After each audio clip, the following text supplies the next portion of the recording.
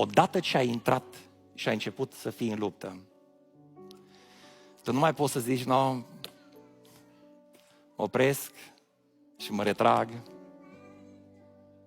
Singurul care are dreptul să-și retragă slujitorii este cel ce i-a trimis în luptă.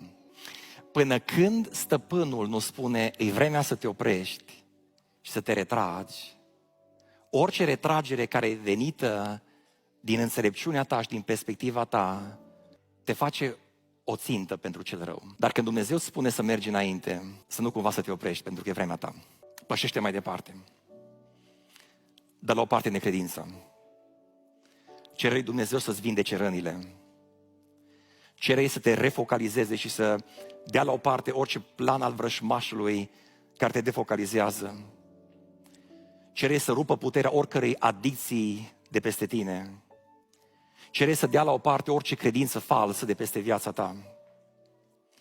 Cere-i ca acele credințe, ca acele gânduri care s-au instaurat în mintea ta, care te fac să te oprești, cere lui Hristos să le oprească și să le dea la o parte.